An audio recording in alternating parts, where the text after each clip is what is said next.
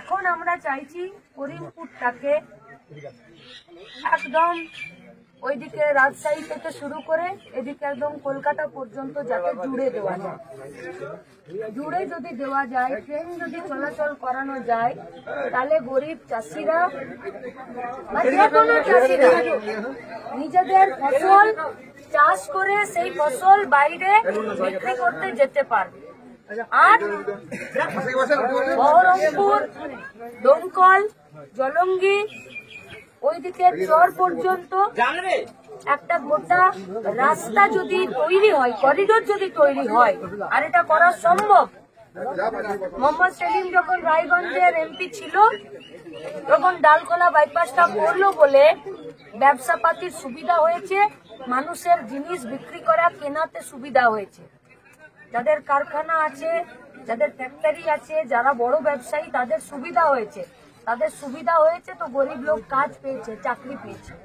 এখানেরও যদি করিডোরটা তৈরি হয় আর যদি করিমপুরে ট্রেনটাকে চালানো যায় আর বর্ডারের জমির সমস্যা যদি ঠিক করা যায়, তাহলে এখানকার গরিব মানুষ খেয়ে পরে নিজেরা মাথা উঁচু করে বাঁচে।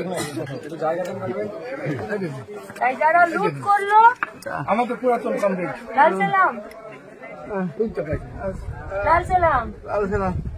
60 বছর পার্টি করছে, এই পার্টি চাইছে আর ছাড়বে। ঘরের পর 60 বছর হলো, আমার বয়স 80 বছর হলো। তার মধ্যে 20 বছর স্কুল টাইমে পার্টি করছে। মাসে 2 বছর আমার পার্টির লোক ছিল না, তাই ভোট হয়নি। এখন তো চলছে, এখন তো পার্টি পেয়েছি, পার্টির লোক আছে। আমার মাথা আগে মাথা ছিল, আমরা জিতেছি, আমার মেম্বারে দিয়েছি আমার ভোটে। ঠিক আছে, তাহলে তো শেষ দিকে তো আমার নেতাও চলে এলো, পুরনো নেতা। তাহলে এবারে গোটা গ্রাম মিলে একদিকে পঞ্চায়েতের লুঠের প্রতিশোধ নিতে হবে আর একদিকে এই এলাকার উন্নতি করতে হবে। আর দুটোর জন্যই আস্তে হাতুড়ি তাড়াতেই ভোট দিতে হবে, কারণ সেলিম দাই মুর্শিদাবাদে জিতবে, আবু তাহের পারবে না জিততে। আর গৌরীশঙ্কর ঘোষ তো ভোটই পাবে না, কে দিবে ওকে ভোট? ওই তো সব বেঁচে দিচ্ছে, যে বেঁচে দেয় তাকে নিশ্চয়ই তার কোলে কেউ ছেলে দিবে না। বেরোই তাহলে। আপনার নাম শুনেছি, ভালো মমতার মতোই লোক।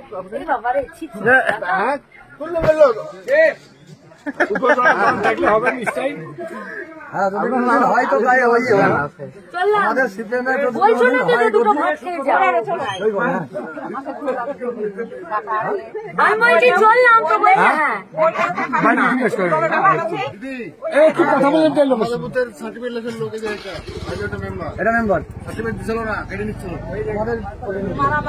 ও ব্যালট বক্স ছাপিছে, ডালরাতি ফেলে দিয়েছে, পুকুরে ডুবিয়েছে, তাও তবু আমার কাকা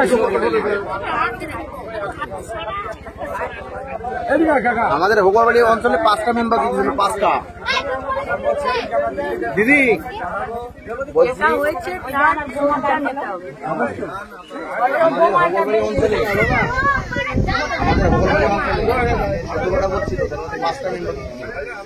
জোর করে সবগুলা